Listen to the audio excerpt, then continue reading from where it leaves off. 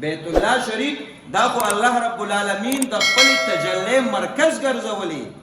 په تمام دنیا کې چې دا څومره رحمتونه د الله رب العالمین تاسو وینئ د دې نزول لومبنې په بیت الله شریف باندې کیږي او بیا دغه مرکز د بیت الله شریف نه په تمام دنیا باندې خوريږي.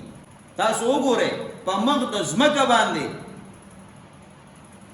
خلکو عمارتونه او آبادی او بلډینګونه جوړ کړي دي، خو که یو سړی یو پیره د هغې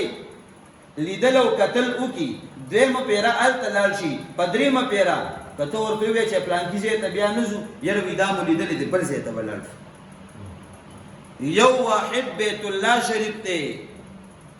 یو واحد د جناب نبی کریم علیه السلام مبارک مسجد نبوی او روزه مبارکه ده چې کوم سړی د ایمان دولت لري که نه،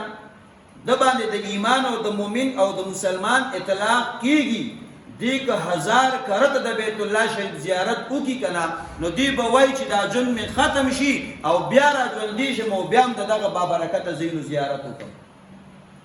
یو حاجی او عمره والا د حج او د عمرې نه چې واپس راشي، ته بیا تپوس وکړه واپس نه ځي، واپس دې څه ارادې دي؟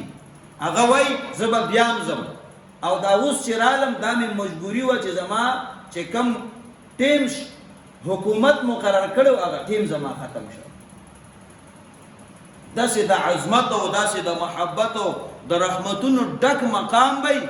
او بنده به بیا هم په هغې کې عذرونه لټوي چې ګنې زه وس مې نه راځي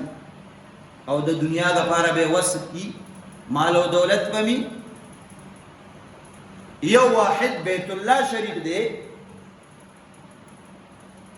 چې د انسان زړه او د هغه سترګې پرې نه مړېږي. دویم یو واحد بیت الله شریف دی چې هلته هر یو شاه او ګدا برابر دي، هر یو سړي دغه د احرام کپړې تاو کړي دي، هغه د پابندۍ جامې زنانو اچولي دي،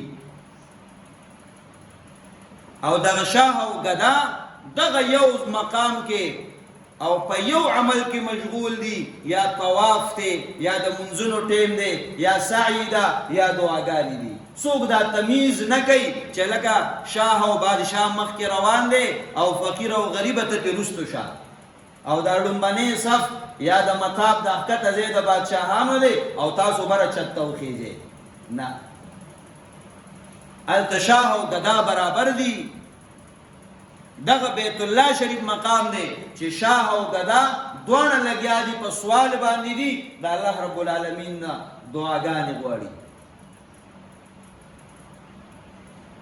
نو حج د بیت الله شریف ته تلل دا خو د بنده سعادتمندي ده، دا نیکبخته دی، دا خوش قسمته بنده دی چې د داسې مقاماتو زیارت ورته نصیب شي، او دا انتهایی کم نصیبی ده چې سره د وسایلو د بنده عمر تیر شي او د بیت الله شریف زیارت ونه کړي.